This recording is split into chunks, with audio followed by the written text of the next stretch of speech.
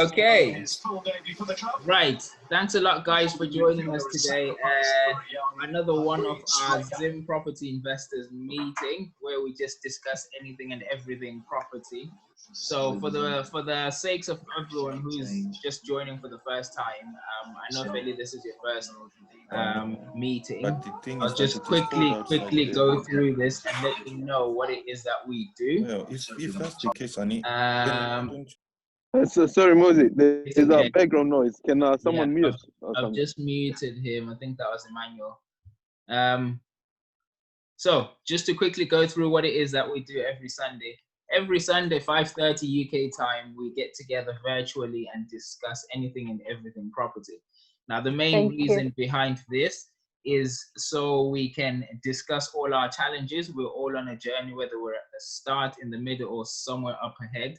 We're all in a journey, so we help each other. So we discuss our challenges and see how we can help each other on each of them. Each person's challenge, no matter where you are, is a lesson for someone anywhere at any point. So we just discuss it and help each other. And most importantly, we also share our successes so we can all celebrate together. And also for anyone who's looking to find out how you have succeeded, we're here to learn and help each other, add as much value as possible. So that's the main reason we come together and just get together Zimbabwean property investors and discuss everything property. Brilliant idea. Thanks, Feli, and I hope you will find this useful. Okay, so at the end of this call, the video is going to be uploaded on our YouTube channel and it's going to be shared with anyone and everyone who would like to see it. So at any point, if you've got any questions, feel free just to raise a question. All the people that you can see on here are all on the same journey as yourself. And if there's anything in particular you want to ask, these guys will be happy to help with the knowledge and experience that they've got. Okay, so the structure, so to speak, of the virtual meetup is we just have a quick chat with each person, anyone who's got anything to raise. We have a conversation about what it is that they've been doing. We ask each other questions and then we sort of move on to the next person. There's a couple of things in particular that we want to discuss today. One being, we want to find out the progress from Brian's viewings from last week. Yes. Yes. That's the main thing. That's the main thing. Anything else can be ignored. That's all we want to hear about today. And then if there's any other questions in particular about anything. Last week we spoke about rent-to-HMOs. If anyone has got any further questions about that, we can sort of discuss them on here as well. So then, has anyone got any questions before I begin?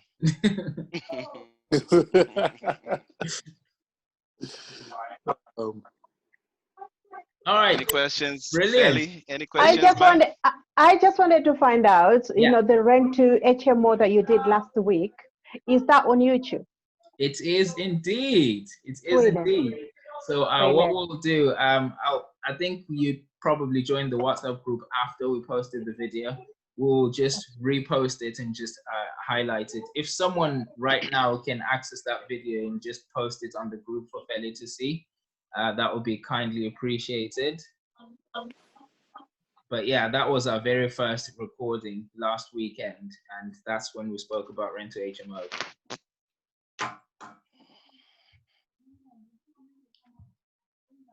Okay, Brian, the floor is yours. Yes, sir. Thank you. You might all want to grab some water before I start. Right. Okay. So, yeah, for the benefits of those that weren't here last week, just a recap on what I've been doing and what I've done this week. What I'm going to do is just obviously being conscious of the time, and obviously to give others an opportunity to share their week's challenges, their week's successes, their week's adversities. I'm just going to try and give as much information in as little time as possible about the demographics of what I'm working on, and the history, and basically the little profiling that I've done on the actual vendor himself. So in a nutshell, I've got a vendor that has 2 properties. Coincidentally, they are both 3 bedrooms in Nuneaton. For those that do not know Nuneaton, it's a small town to the north of Coventry. So we are within 7-8 miles of Coventry towards Birmingham. Very good area, especially when it comes to a house, property, and prices. So the 2 properties that I've been looking at, they are both for sale at 140 and 150. So for reference sake, what I'm going to do is I'll just say property A and property B, so that you guys can retrospectively look back to what I'm referring to. So first thing is the location. As I say, that they're both in Nuneaton, both properties 3 beds near town center. So they're within 0.5 miles of the actual Nuneaton town center. So they are quite ideal. It's a good location. The benefits of living in this town is we have everything pretty much within our reach. So you want to go to the barber, you walk. You want to go to buy some milk, you walk. You want to go buy, want to go to work, you actually walk to work. This is how this town is. It's quite a very conservative town. The history behind it all is the guy that owns this property, or these properties, he actually owns 4 properties, 3 of them on the same street. So he owns number 6, he owns number 8, he owns number 10. So he's selling 2 of them for the price that I've already mentioned. So we are talking of somebody that's been in the my Indians during the Idi Amin era. If you can refer to your history, you'd know what I'm talking about. He came back in the 1960s. I think Idi Amin era was like 1969, but he came prior to that. I think 1966. He's originally from Nairobi. So and they've managed to secure property. So he's got 4 properties, which coincidentally is identical to the number of children he has. So the history behind it is he's got 4 properties, and he wants to sell 3 so that he can fairly share his real estate kuvanamake. That's what he says. So he's not looking at giving the houses. He wants to actually get some some funds, some money on from the properties. So property A is a 3-bedroom layout, which has 3 beds on the first floor, and you've got 2 dining rooms at the bottom. So it's also 2 bathrooms. The layout is pretty much the same. So I'm just going to briefly describe the properties. And as I say, they are similar. So there's hardly any difference to them. So they're both 3 beds, both have 2 good sized bathrooms, and 2 large kitchens. Well, one kitchen for each. And you're looking at the bedrooms, you're probably looking at about 5 by possibly 5 by 4.5 meters. So they are quite humongous bedrooms. They are huge bedrooms. And for that amount of 150 grand, I think it's a real take. It's a real bargain, considering the house prices on the market at the moment. The first property has got quite a good sized rear garden, which is quite. I will try to share the pictures as well. I think I already sent them to Muzi, but we'll try to share those on the bedroom so you get an insight on what I'm talking about. So it's got a rear garden which is relatively big, good for good play area for the kids. One feature of interest, it has a small garden. I was just laughing about it. The guy, this is Mazimba. We the Sadza eaters, we always want a place and it's got that. It's got like I'll probably say 1 meter by 6 of a garden. So for those one on board, as I said, it would be a nice place to do that. If it was to be, if I was to, obviously consider buying it. So, and then the second property, which is pretty much similar dimensions, it's got a much bigger garden, which needs a bit of work because it's, like I said, it's one of those which has been neglected over the years. But there's not much to it. It's just obviously just clearing the backyard, etc., etc. But it looks good. It looks good. It's quite big. I think you're looking at probably about 60 meters of backyard just going all the way to the back. I think it's one of those which we would consider like that could was my, where you'd say into 20 mundo wangu kusera kwemba, it's almost like a big plantation area where you could even either fix it to have it as a playground for the kids, or just just make it as a simple garden. So the property A is quite a good property. It's got in its vicinity a school. It's got a mosque, and it is, as I said, it's already near town as well. So that I found that quite ideal, and it's got beautiful, overseeing the front of the property. It's like an avenue of trees. It's quite nice. That is, I found that really, really nice. And for 150, I thought that still gives it the extra edge. It's quite a good price for it. The second property is that one is much closer to town. Really good layout as well. Probably needs a bit of work, not too much. I'll probably say for both properties, you're probably looking at no more than 1,000 to actually put them back in shape, but they are livable. And by the way, there's already tenants in the properties. Okay, so this is the other difficult that I had, because the actual vendor had to arrange with these guys living in the property to say, we've got viewers coming in. So it made it a little bit tricky to actually arrange to see these guys simultaneously, but we did manage to do that on the Friday that I had already planned with them. So the interesting part of it, and I think you probably find this quite interesting. This guy has had his tenants for about 10 years in both properties.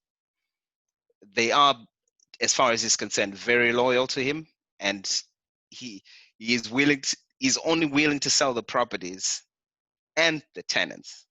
So if anybody's to purchase the property, you will have to retain the tenants as well. This is what he's agreed with his tenants. So I say to him, fair play to, I really admire, because he's obviously taken into consideration his tenants, who are very loyal. We have paid rent for the last 10 years without even missing a month. So I was just, this is what I was looking at retrospectively, and I said, you know what, it's actually a good deal, because you don't have to actually buy the property then start looking for tenants.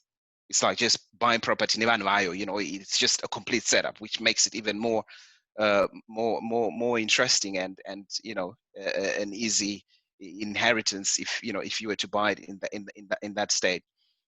So he said to me he's had offers from different people, but only up to 150K. It looks like he's had more offers from the Muslim background of people because of the proximity of the mosque.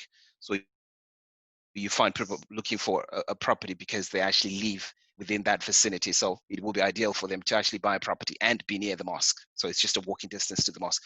So most of the people that have offered him, as I said, they've offered 150. So he's willing to take anything in excess of 150K.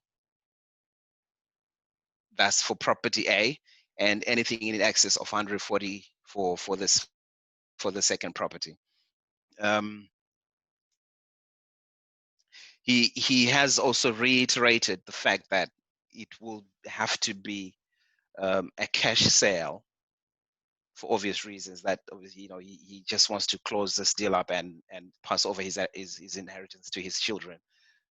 He will obviously consider a mortgage as well, because it's in line with what he wants, in terms of how soon he can get his money. So I say to him, what I'll do is I will go away and I will come back to you. And this is the other reason why I'm here. So obviously, so we can share this idea and see how best we can approach that deal, given the circumstances. It is a pretty straightforward deal. There's nothing else other than just a straight purchase. He's not looking at any other option other than just buy the property and the deal is sealed. So I thought personally the benefits to it is you buy a property which already has preoccupation. So you just buy the property, the rent still comes in. And by the way, rent is 650 and 675 respectively. So A is 650 and the second one is 675.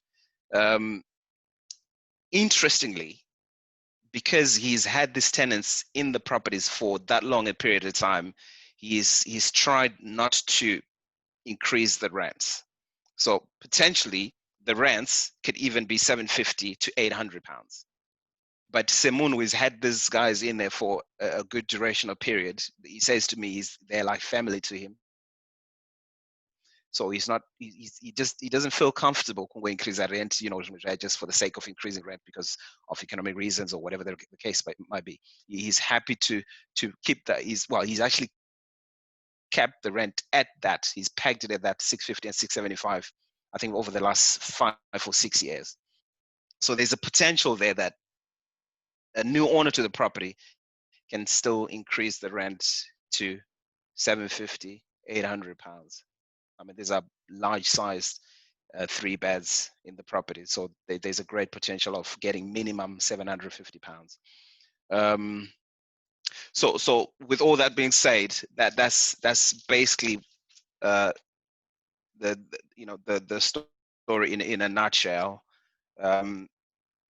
If he said to me, I need to get back to him as soon as possible within the next fortnight. He's not just selling this property, hasty. He says, I'm taking my time because I need to make sure that I get the right people. He's considering his side of the bargain, but he's also considering the other side of the tenants, which, as I said, is something that's very admirable, which in essence would benefit myself or anybody else for that matter who's actually purchasing the property, because as I said, you're buying the property and the tenants at the same time. So that is the story in a nutshell, as I said. And you're more than happy to share your views, opinions, critics, whatever it is. Then we can all amalgamate our ideas and see what the best way to approach it. I'll give it back to you. Okay.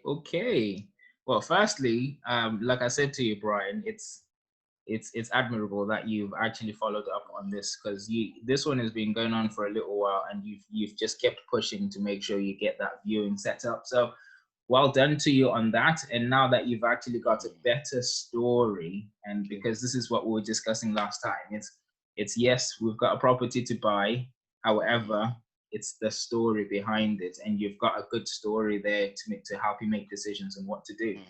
Okay, so I was just going to ask if people can raise their hands if they've got an opinion, a question to ask, and it looks like Tabo's already beat me to it. Tabo? Hey, Brian, how you doing, mate? Can you hear me? Mm-hmm. Yeah, I'm good, bro. I can hear loud and clear. What's up? Yeah. No, I think well done, obviously, for going to speak to the landlord and just getting as much detail as possible. I think my first question is, what's your end goal with the property? Do you want to buy it for yourself, or do you want to package it and sell it on, or what do you have in mind? Then maybe I can advise from there. Right. Okay. So there is 2 options to that. Leading to your question. One option obviously is to buy and keep, and just retain the situation as it is. The other option would be obviously flip. Buy and sell. Okay. We had a look with Muzi on the property, the price variables within those streets, and we discovered that the price value for the houses in that area could potentially go to 170, 175. You know, that's trying to get, if you're trying to really beat the bar, you're looking at the most at 175. So if you look at that, there's not much that you will make from actually buying and selling the property, obviously, because you know you're going to incur my fees, etc., etc.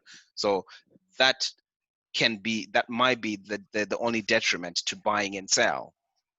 Okay, so the only other option that I had, which I thought would be more beneficial, is yes, if possible, if I can buy both, you know, both the properties, retain one and sell on the other one. Okay. So if I have to keep the other one, as I said, it will be for the purpose of retaining, you know, just buy it and keep those tenants in there, raise the rent to at least 750. So that literally will reduce the amount of time it takes me to get my money back. So you're looking at in excess of about 20 years, you know, to actually get that money back. But that's not really the point. The point is securing that property, keep it, and then if it does appreciate over the next couple of years, you know, there's still an option to sell them.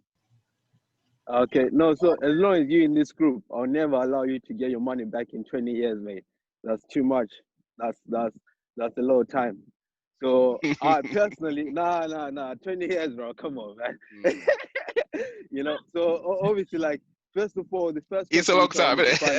Nah, 20 years is a lot, and that's not a good deal. That's, if you're my honest opinion, and we gotta be truthful to each other, and we gotta be frank. So 20 years is not a good deal. Maximum 2 years. You earn your money back in 2 years, and like 3 years to say, you know what, you emotionally attached to the area, because the way you spoke about Nuneaton, obviously, like, there's emotions there, which is fine. So maximum, that's 3 years. If you can get your money back in 3 years on that deal, that's fine. So second question leading to that is, what value are you adding to the property? You know, it's like, are you buying these two properties and you keeping the tenants, but what value are you actually adding to the property? Are you refurbing the property? Are you doing an extension on the property? Or right. Okay. So that is the other option, which is of interest, because that's fine. I got it. Thanks. So property A is as good as it looks. I mean, there's hardly any work that needs to be done on there. It's 150K, but probably with a little bit of tweaking, there's potential to get as much as 175, 180. Okay, that one that there's, as I say, there's not much work that is required on that one. Property B has got a much better location, because that is the one nearest to town. Personally, I think that would have more demand, but it does need a bit of work. The back garden, a little bit of, you know, in the house. So if I was to look at adding value, it will clearly mean there will be need to do a bit of work in there. So first and foremost, the rear garden, that definitely needs work. If that is worked on, and you make it look as contemporary as you can possibly make it look, that will definitely and unequivocally that will add value to the property. The actually outside of the property as well needs a little bit of, you know, tweaking, a little bit of work on it, and the inside as well. But as I said, you're not looking at anything in excess of 2,000 to do that property, or the other one for that matter. So there is potential to add value to the property. There's no doubt about that, and it's something that I would definitely consider doing, just to add value to the property, because obviously you don't want to keep a property and just buy it and, you know, not make it appreciate in any way, shape, or form. So you have to make it look more contemporary, you know, add a little bit more value to it, and then you're in business. So yes, there is potential to add value to both of them. Okay, you know, property B, is it an end terrace or is it mid terrace? Hello. It's mid terraced. Mid terrace, yeah. Is there potential to extend at the back? It's yeah. Sorry, I forgot to make. There is, yes. Oh, okay. Yeah. So for me personally, yeah, it's like are you there? property B will work. No, I think Property it's B? Wesley. I think it's yours, Brian. So Is Brian, it? I think for me, like, can you hear us? Yeah, I can hear you, Tabo. Yeah. It's showing that So- Brian's network is a little bit weak. All right, can Yeah, you guys hear me? so I'm for just me, testing it it's out. Can like, you hear me? Yeah. Yeah, I can hear you. I can hear you, and hopefully everyone else can hear you, but they're on mute. But Yeah, what sorry. I was Go saying ahead, is go ahead, like, Tabo. yeah, no, what I was saying, like, Yeah, go obviously ahead, bro. analyzing. Yeah, I'm saying what I'm saying. Analyzing both your deals, property A and property B. Property A is just out the picture, man. Just forget about property A, because one, there's tenants in there. Two, you can't add any value, so you can't buy a property 150 today and go tell the bank, oh, actually, I bought this property 150, but I think it's actually worth 175. They'll be like, oh, wait, what have you done to it to make you think it's worth 175? A lot of people have been beaten for that, because they think when they buy something, they can actually go to the bank and tell them, oh, I bought it for 170, but it's worth 175. You know, the bank will actually, can you prove what value you've added to the property? You understand? So if you can't add any value, I'll personally walk away from it. Yeah. But whereas property B, you say you can extend it, and it's already got one reception room, and it's 3 bedroom. So when you extend it, you can actually create a 5-bed HMO. You know what I mean? So just because there's 100%. Just because there's tenants in there, and the landlord is got a heart for the tenants, that's not your business, man. You're a businessman, yeah? You're in the property industry to make money. You understand? So it's like you extend it. After 6 months, you give the tenants a notice. You understand? So true. No, yeah, we're not even trying to be feeling sorry for people, yeah, whether they're from India, from Africa. Nah, man, we have to make money, bro. Yeah. So personally, that's how I would do it. Yeah. Forget about A, concentrate on B. If you can make a B, a 5-6-bed HMO, but if you can't, then you're not adding value to the property. So why are you buying a property you're not adding value to? You know, and doing a garden is garden is good, but it's not adding value to I it couldn't. much. Yeah.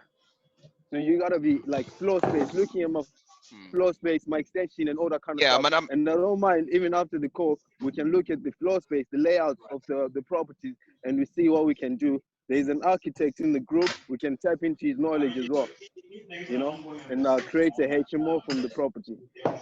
Yeah, absolutely. Yeah. I couldn't agree with you more on that one. I think, you know, I did look at the possibility for an HMO on that one. One, because of its location. Two, because of its size. And three, because of the provision to make it into an HMO. If you look at it, I actually missed out one point. It actually has a provision for a loft. We came across some pipes that the landlord said to me, you know what, you see these pipes? These are actually there to allow provision for a loft. So that would be something, you know, to put into consideration. You know, definitely. Yeah. Okay. Cool. So yeah, no I worries. appreciate that. I Other appreciate people that, Tabo. And an opinion to ask questions about them. But for me, it's B and as a HMO. And just forget about A, man. Just forget about it. You know, that's my opinion. Yeah, over to you, All right. Muzi. Okay. Thank you. Okay. Appreciate it, man.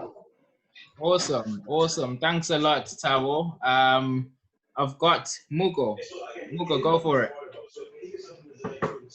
Okay. Right. Sorry, Brian. I missed a few of the details when you're speaking. Did you say the landlord is looking to get the funds immediately, or is quite flexible?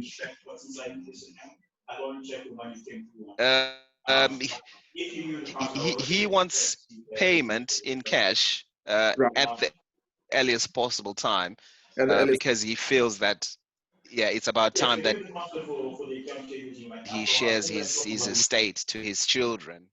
So he doesn't necessarily have that proclivity to want to sell immediately. I mean, pressure like that. Right. But he's saying, Kuti, I want a deal which gives me the cash. Right. Okay. And So he wants. So he wants payment at the earliest possible time. But right. Okay. Okay. Interesting. And you said property A and property B, are they both with tenants, or is it just one property? That is correct, yes. Tenant? Both of them are with tenants. Both of them. Correct. Mm-hmm. Oh, okay. And if he's got such a soft spot for his tenants, why hasn't he sold the property to his tenants? Yeah. Why not sell the property to his tenants? So the tenants can't afford. Right. Okay. So we. Well, Muzi, you got me there. I was gonna say without prejudice. These guys, they're from East European origin. So they're not here to leave, from what I've gathered. Okay. And they want to work and then eventually go back to Poland. So coincidentally, they're both from Poland. Okay. All right. Are you with me? Yes, I get it. So they're not looking at at procuring. Yeah, they're not looking at procuring property in the UK, anytime soon. They just want to work, and douche, they go back home. Right. Okay. Yeah. All right. With that, I think I would side with what Tabo's has kind of gone through. Again, looking at the numbers, even if you were to increase the rent to say 750, I think your return on investment is going to be quite low. So it will take you a long time to actually get whether it's just the deposit you've put up, it'll take a long time. So it will be a case of probably looking at how you can add value to the property. What kind of state is the property in? Or both properties? What kind of so if we focus on property B, which is the one in question, it's not in the most immaculate state. It requires a bit of work. It's livable, as I said, there's people living in it, but it requires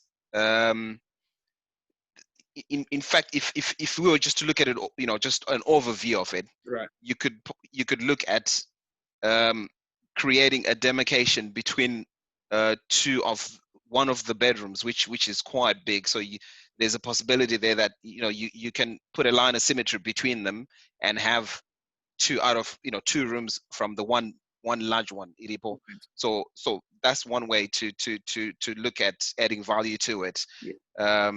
In terms of the interior part, there's not much work in terms of deco and etc.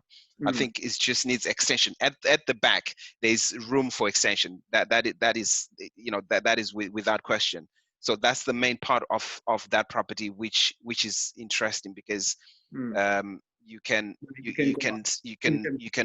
work at the rear and I don't know. I'm not sure how it works with if you want to add, say, a bedroom downstairs, or how it actually works with the council. But there's a possibility to do that, then turn it into quite an extensive HMO. Yeah, okay. Probably if you're doing an extension, you might as well do a double-story extension. Is it a double-story house?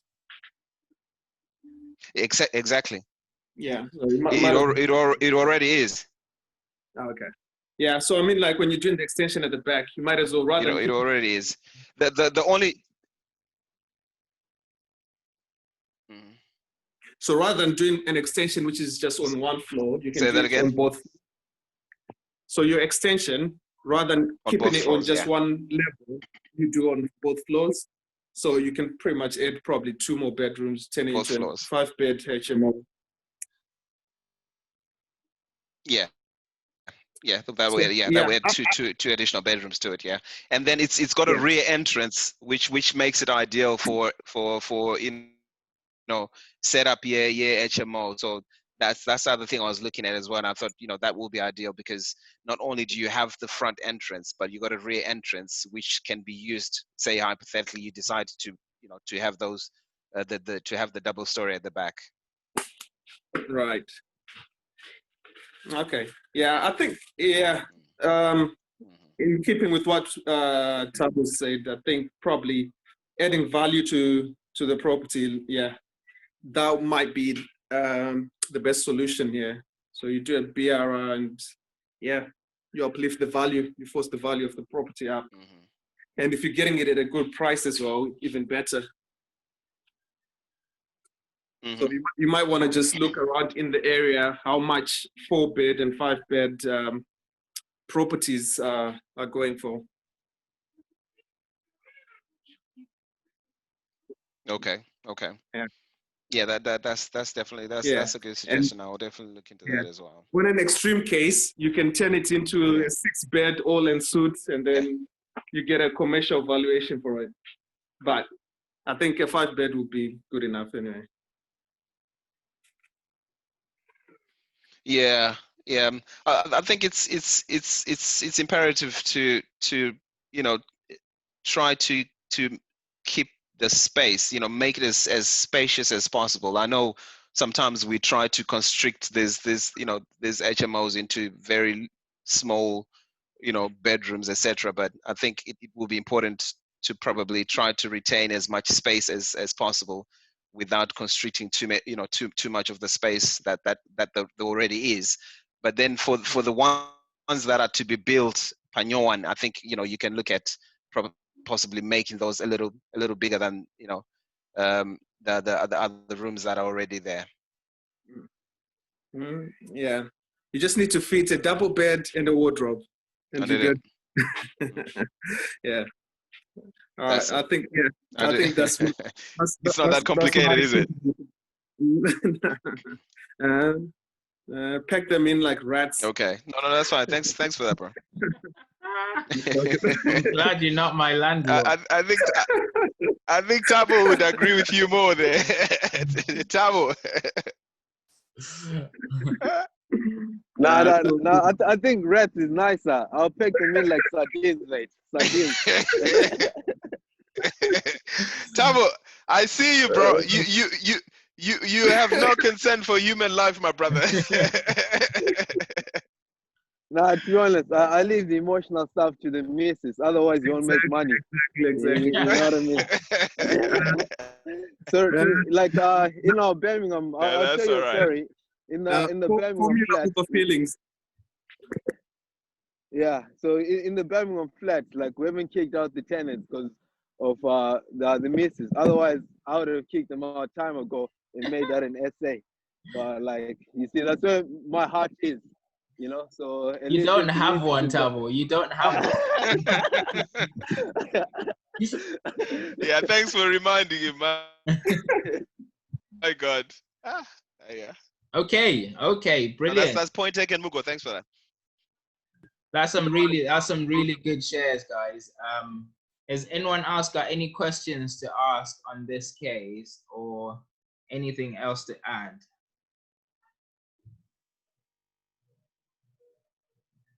Okay, cool. Thank you guys for the guys that added in. One other thing, you guys, let me just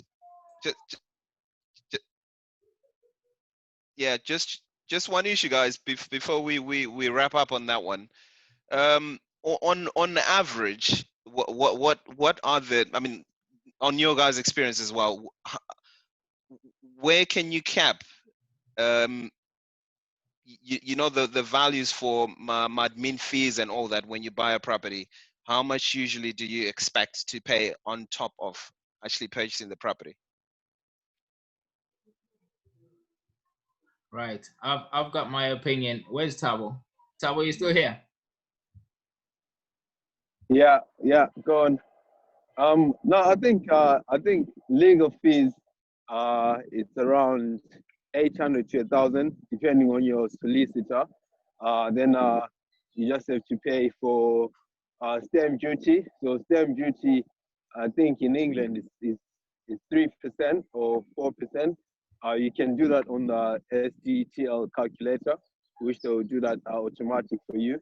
But obviously this is a second dwelling for you. So you're gonna pay like the investor stamp duty. So it's not your first property, is it? So it's gonna be like a 4% additional charge stamp duty. But I know you guys in England, there was a reduction, so you just have to put it on the calculator. Then, but if you're gonna do like the HMO style, you have to consider like my architect fees, which for my architects, like it depends from £1,000 to 1.5. You can consider that. Then you can consider as well, like I don't think you need to pay evaluation fees now. You can get evaluation fees once the property is done, or you can go through the bank to do evaluation fees. But for the purchasing stuff, just your solicitor, which is £1,000. If you're gonna do the architect route, that's 1.5. Then stamp duty as well. So yeah, those are the only things which the are legalities. Fixed. Yeah, legalities which are fixed. There's nothing else to pay. And so, but if you're gonna do an extension, we will help you to get the builders. So Muzi just he's got the builders now, and you could probably, if they do a good job there, you could use the same builders, you know. So, and the builders, they'll have to come and coach you the work. So with this kind of stuff, it's hard for a builder. If you tell them we want to do an extension, they have to actually come see the work, what's their requirements, then they can give you a quote. So if you get like about 3 or 5 quotes, to give you confidence to see which builder to choose from as well, and you can see what they've done previously. So yeah, so I think the only thing you need to worry about is acquiring the property. Then after you acquire the property, or you acquire the property with a decision in mind, you want to do a HMO or whatever you want to do. You know, you don't have to tell the Indian man what you're gonna do. You just want to buy the property off him. Once you've bought it, the property is now yours. It's in Brian Chitika's name, so you do whatever you want with it. Yeah. Yeah. Okay. Awesome okay, no, stuff. that's cool. That's good. Awesome stuff. Just to add on to that one as well, usually as a rule of thumb, just a rule of thumb for your high level calculations, majority of lenders will give you 75% of the worth of the property. So 75% loan to value, which means you need to raise 25%. And then on top of that, you want to add in 3% for the stamp duty and 1% for the legal fees. So if you just run your calculations as a rule of thumb, as 29% of the purchase price, that's roundabout where you're going to be. But the more intricate figures is exactly as Tawa mentioned.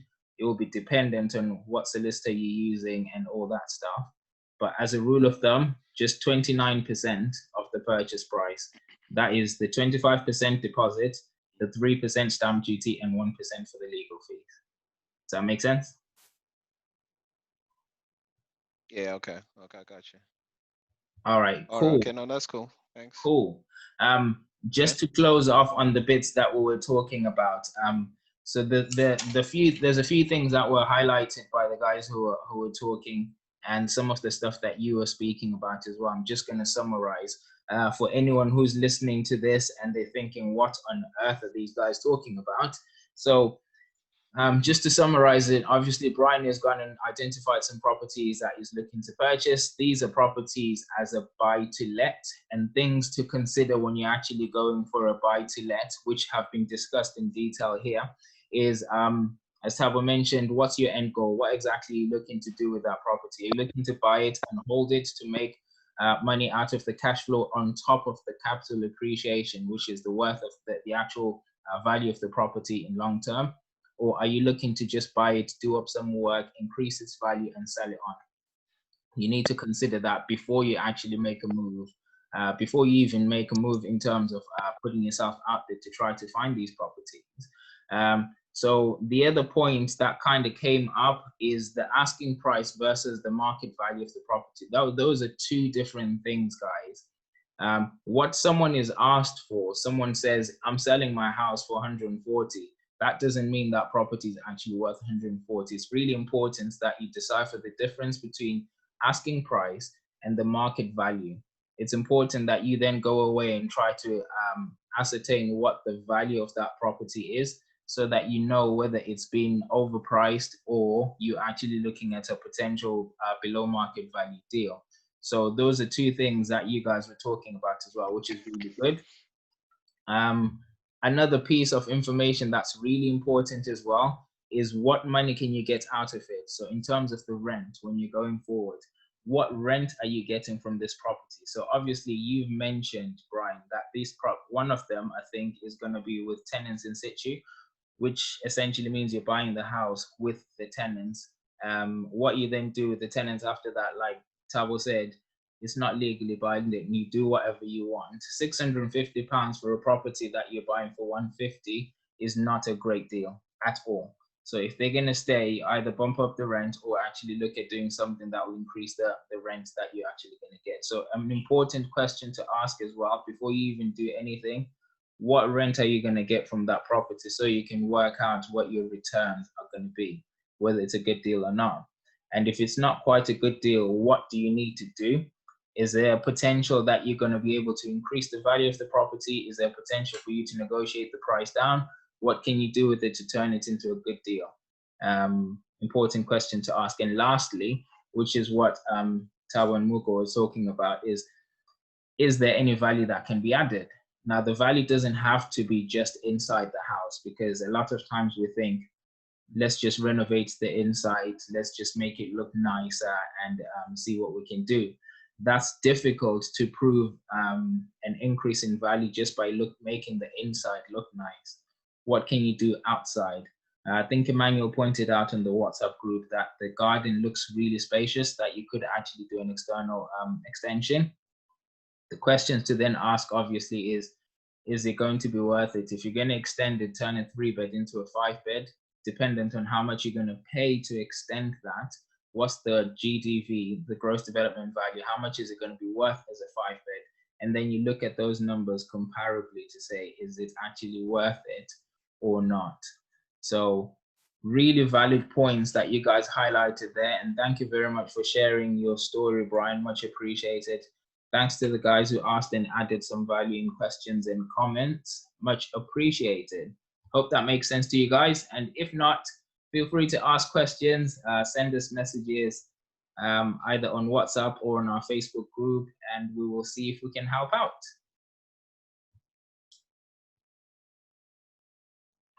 Okay. So I'm trying to see if someone else joined whilst we were talking. We've got Shelly. Shelly, are you there?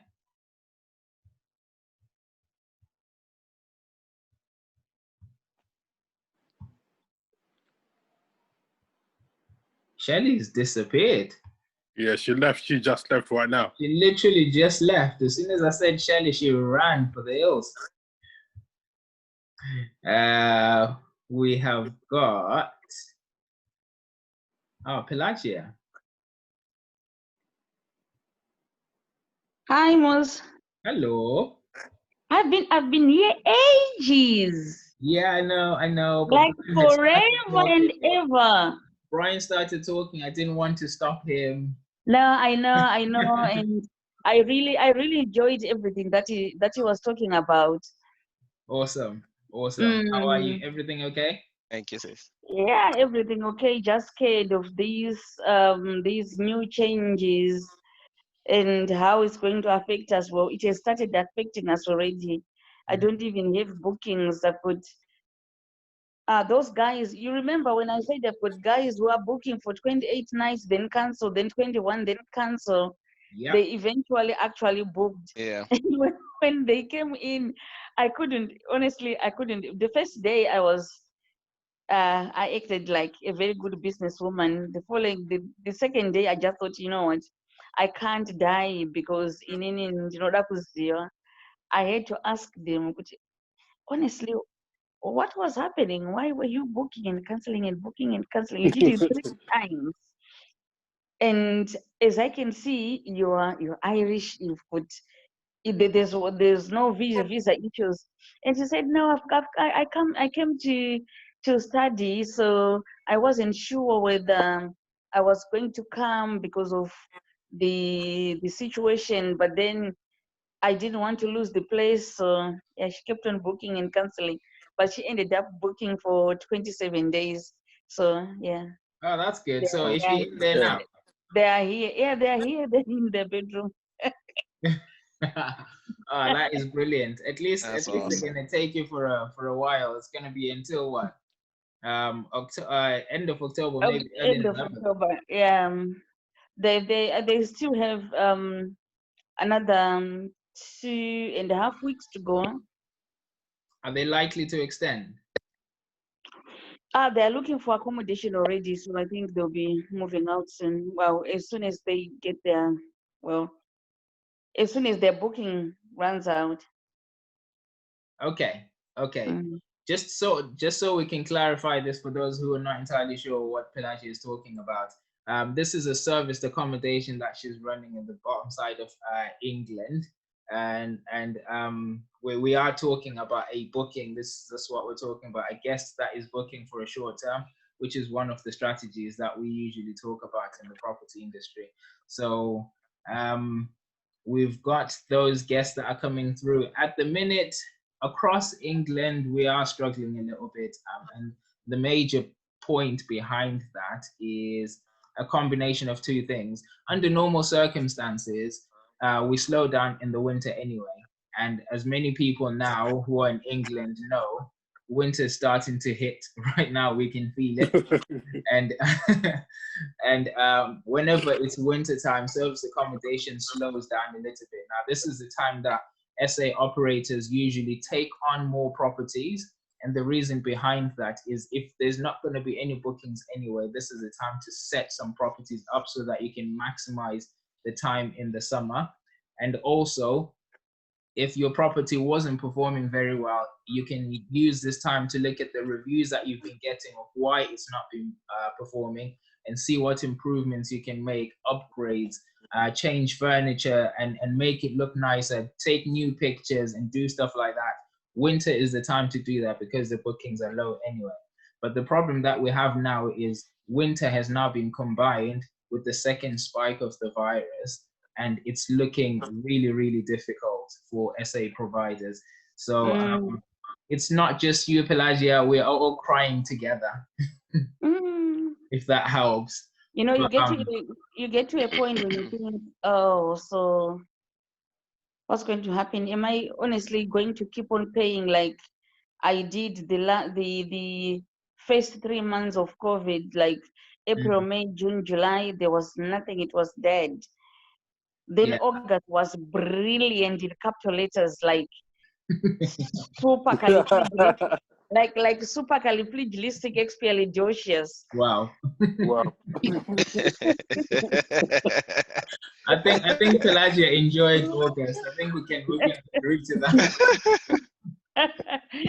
Then September was okay. Then October is looking dead, like dead and gone, buried, you know, really dead. Shambles. So, yeah. But last year for me, it wasn't when people were struggling, you know, you can't say, oh yeah, mine is, you know, if you know what I mean. But to be honest, I struggle last year. It was only December when it was quiet. But this year,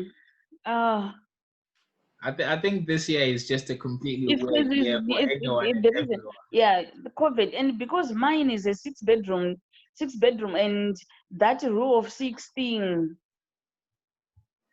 I was quite interested in how exactly that affects you, because I haven't actually really looked into it. Obviously, with our units, it doesn't necessarily affect us because we don't necessarily need that many people. But for yours, have you actually looked into whether that affects you? It does, because most of the times I get people who come to work and students who come to University of Southampton say, my new students, while they're looking for new accommodation, my PhD students, those who come for a month or 2 weeks, they actually book here, stay here, then they go back to Pakistan or South Africa or Poland, wherever they're coming from. But because of COVID, nothing like that is happening. They had started coming. They had started coming in. I mean, from now going back, my student, my PhD student, nema pilots on pa Southampton Airport. But because everything is going down, no one is coming. Yeah. It's a tough time all round, and there's a couple of other SA operators here and in the WhatsApp group who can confirm bookings have slowed down drastically. So my question is, well, what can we do? What else can we do? Because I was thinking I'm gonna convert it into supported living, but supported living comes with its own challenges. Things like clients. They need clients. You get them, especially in Hampshire. They've got clients, but things like credit records. I heard they check credit record if you want to get into supported living, and it's one of the things that they do. And mine, as I said, I'm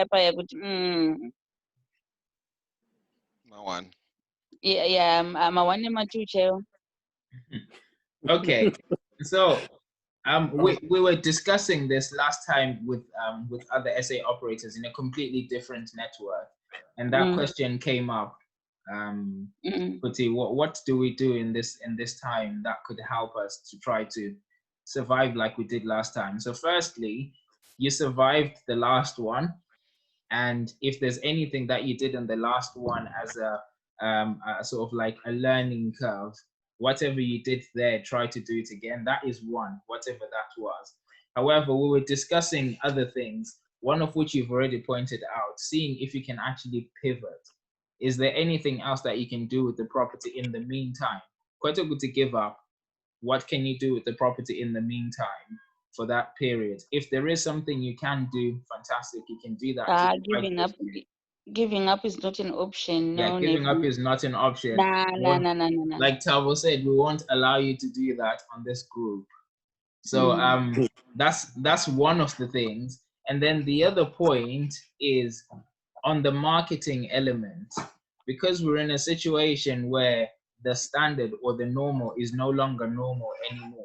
Leaving a property on an OTA, that's online travel agents such as Airbnb, Booking.com, HomeAway, blah blah blah. Leaving them on there and hoping for the best doesn't work anymore. We can't depend on these OTAs anymore. And if what happened last time happens again, which is the government coming in and stopping all the OTAs from allowing bookings to forcefully stop people from moving, then we're gonna have to pivot even in the marketing itself. So on our marketing, ignore the OTA. Firstly, if you go on the OTA, put your phone number on the cover page. That's what we've been doing.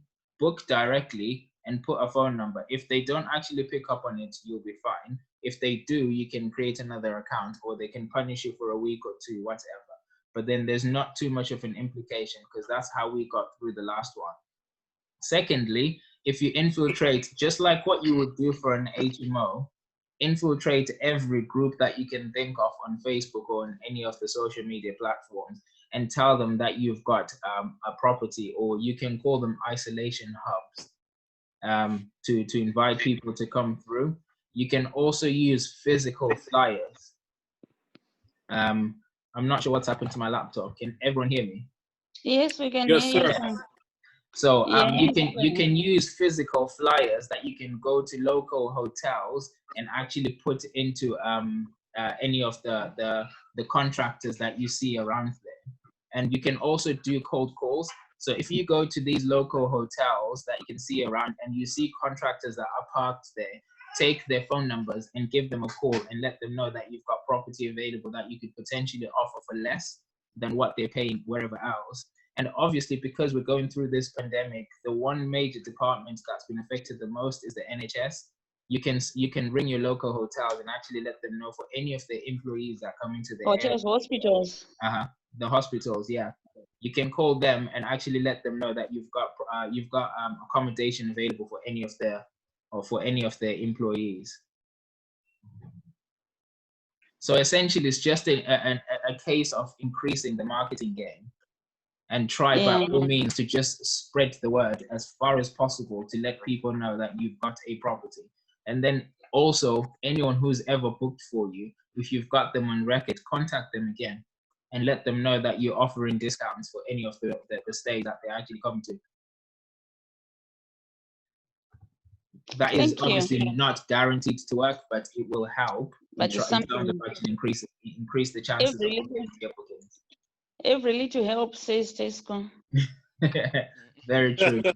And Auntie, on that note as well, I think one of your biggest challenges, if you were to make that transition to assisted living, in compliance, I think that's one of the other challenges that you may have to deal with. There's other aspects obviously you have to put into consideration, but from my experience, I think that could be one of the biggest challenges you might have to face up with. Like which ones? I'm not too familiar with what the requirements are, but there is a compliance, I think, organizational compliance that they need you to set up the property in such a way that it can be then classified, for under as assisted living assisted living property. Okay. Might have to do a research on that. I'm pretty certain. My requirements. This one is everything is already done, because when I took it, I was considering, I took Ndikiti, it's either I'm going to do HMO, SA or HMO or supported living, whichever came first. So everything was checked, the fire doors, fire alarms, everything. It's actually ready to go. If know how to start the house is perfect for everything. Okay. It's just me. Oh, okay. So finance and what do they call them? My tenders, doing the tenders and whatever for the HMOs. I don't know. On this group, is there anyone who's doing supported living? I was about to say I'll put you together with someone who's doing it, and they can talk to you. Oh, Muzi, is that TAPS? Yeah, connect you with TAPS. That's TAPS, yeah. Oh, okay, yeah. I'll put you together with someone we know who can help you with that. He's actually also looking for properties. You guys might be able to work together. I wanted to ask Pelagia, what did you mean about the six bedroom law? How is that affecting you? How is the 6 bedroom regulations affecting you? Sorry, Pele, can you come again? Your volume is a bit low or something. Okay. I wanted to ask you about the 6 bedroom regulations. How is that affecting you? It's not affecting me in any way. The rule of 6. Yeah.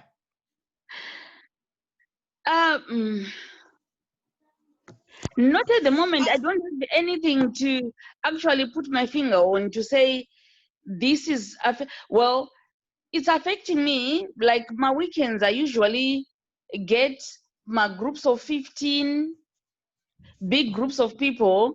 So all the bookings I had for October and 2 I had for November, because I had all the weekends of November booked. Which is Friday. I thought you were saying that there is something that is affecting you about the 6 bedroom, about having this 6th bedroom.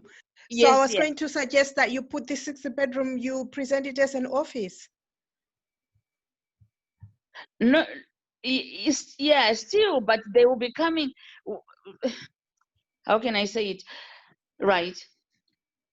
During the weekends, I usually get, on normal circumstances, I usually get my groups of over 10 people, my families, big families.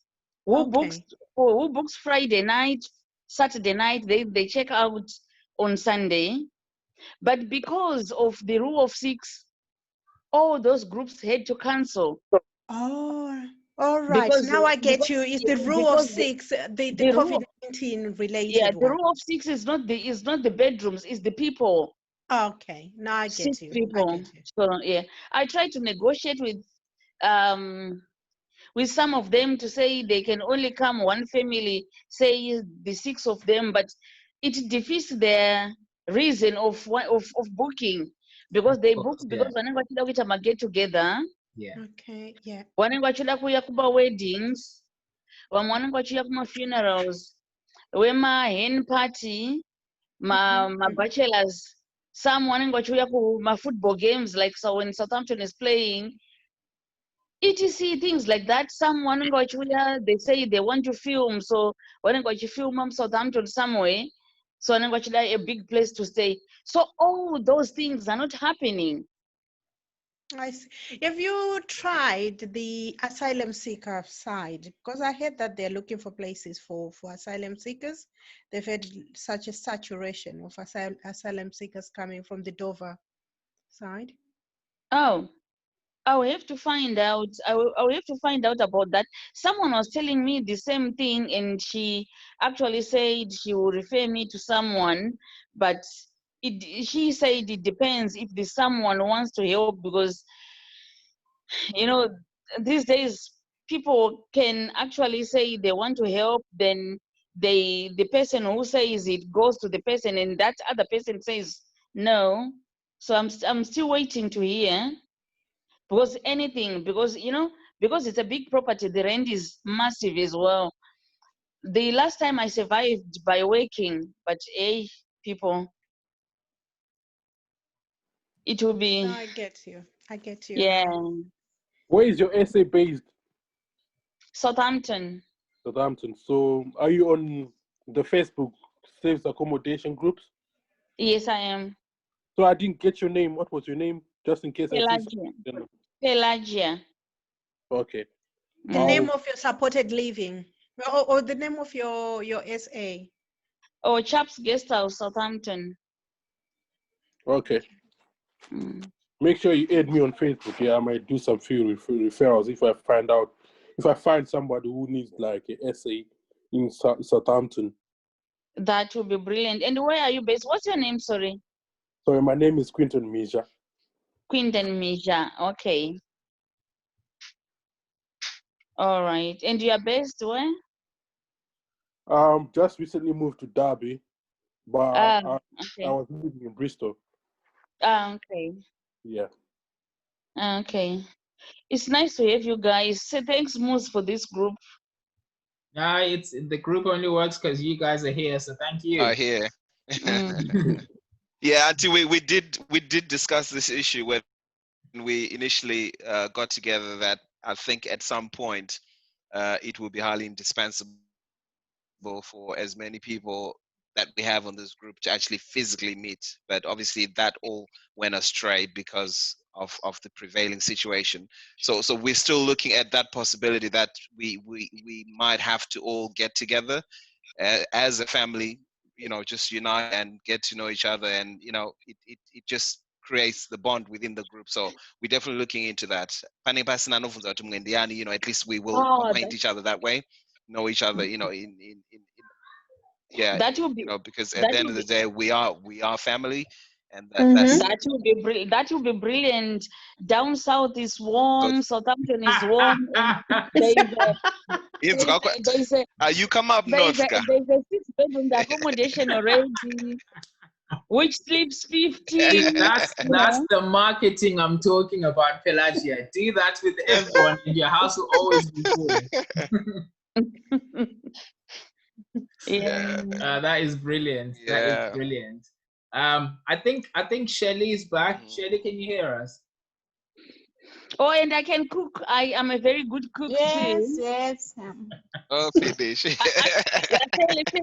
Feli knows. Yes. I can't fault you on that one. Can't fault you on the marketing. It's brilliant. Thank you. Hi, Shelley. Hi. How are you? I'm good, yes. Oh, she's back. Yes, Yeah. Shelley's back. Shelley's back. How's things? How's things been? I don't know if you managed to meet up with the guys who are in Scotland. Not yet. Okay, okay. Yes, yeah. How's things been going for you? Have you managed to do anything so far? No, I'm just afraid. Muruguchke. Ndotoda kutowana munhu wandoteera mumashure.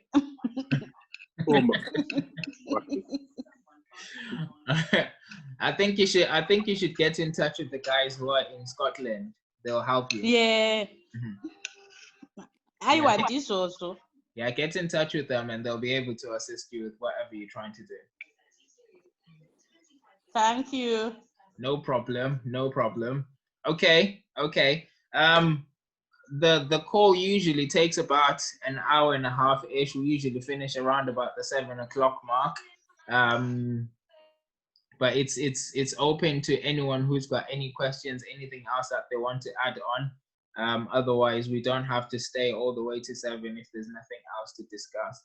Has anyone got any questions? Yes, me. Yes, Quentin. I've been doing a lot of viewings, but the issue I'm facing is estate agents, they only want a 15-minute viewing, 20 minutes viewing. And for me to view the whole house, for somebody to make it their home is becoming very difficult. So how do I go around that? Okay. I'm assuming it's the estate agents themselves that are organizing the 15-minute viewing and you're viewing with the agent. Yeah. Okay. To be fair, usually with agents, there's not much. We usually say this. You cut the agent out of the negotiation, but you do not cut them out of the deal. So if they want 15 minutes, there's nothing else you are going to be discussing with the agent anyway. Just take a video and take pictures. However, if there's an opportunity for you to actually see the owner of the house and then actually negotiate with them, the owner will give you more than 15 minutes if they think you're going to buy their house. Okay. So if there's any way you can actually go around the agent just for the negotiation, but don't cut the agent out of the deal, pay the agent well, because they will bring you more deals. However, you want to cut them out of the negotiation. 15 minutes, do the video, do everything, pick up all the information that you can in terms of what the property is about, but see if you can get hold of the owner. Okay. So if it's one of those properties where the owner still lives in there and allows you guys to come for a while whilst they're away, obviously you can actually go back to the property at a different time and have a chat. If not, land registry can tell you who the owner of the property is and you can contact them via letter or something like that, and then you guys can discuss that. But 15 minutes, I completely agree with you. 15 minutes doesn't really give you enough time to actually do too much. However, as you know, agents will probably have 10 or 15 viewings, so they just want you to do what you need to do and move on. There's not much discussing there. They're not the ones that you want to talk to. Okay, thanks for that. No problem, no problem. Hopefully that helps. Definitely. Superb. Has anyone else got any questions, anything else to add on what Quentin has just asked?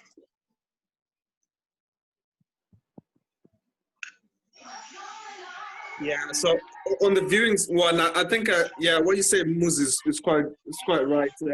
Yeah, just stick to probably just capturing a video, taking as many pictures as you can in the 15 minutes. And then you can always arrange another viewing where you can say, I need to bring my builder or I need to bring my whatever to do a more detailed viewing. But I think for the first one, just stick to capturing as much as you can in the 15 minutes. Video kind of works well, and pictures as well. So yeah. Okay, thanks, mate. Awesome stuff. Much appreciated. Just to add to that as well, I think from the experience that I have just lately, it's almost a similar scenario where you're going to speak to to the actual vendor.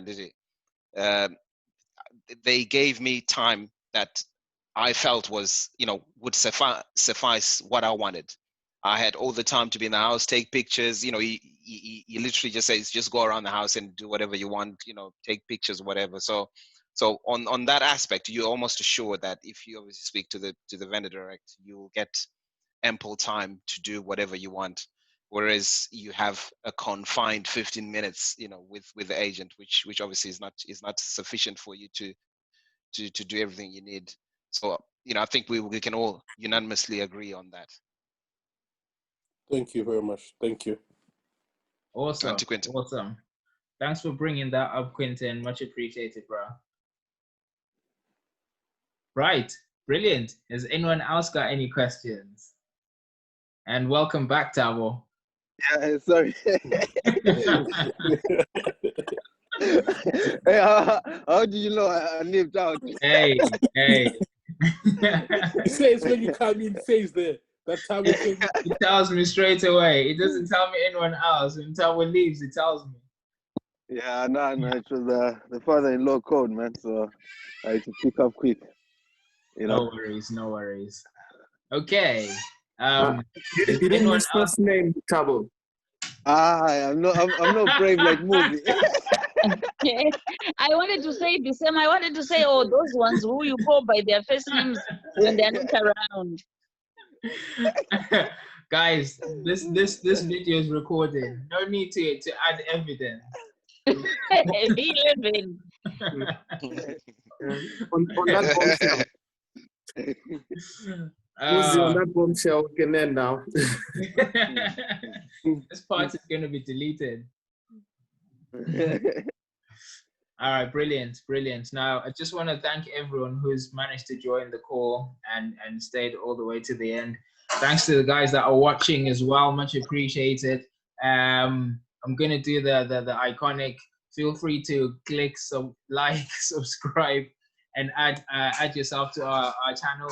Come and join us on the Facebook group as well. Just search for the Zim Property Investor. The Zim Property Investor on Facebook. That's where you'll find us. A lot of us are sharing information on there, and feel free to join in, and we'll add you onto the WhatsApp chat as well. So if no one else has got any other questions, thank you very much again, and we will see each other again on Sunday. Brilliant. Thank you very much, guys. That was very informative. Thank you. Thank you. Thank you very much for the advices. I hope it's gonna work. It will. Absolutely will. Thanks, guys. Have a lovely day. Have a lovely week. Have a lovely week. All right, guys. Take care. Bye. Bye. Bye.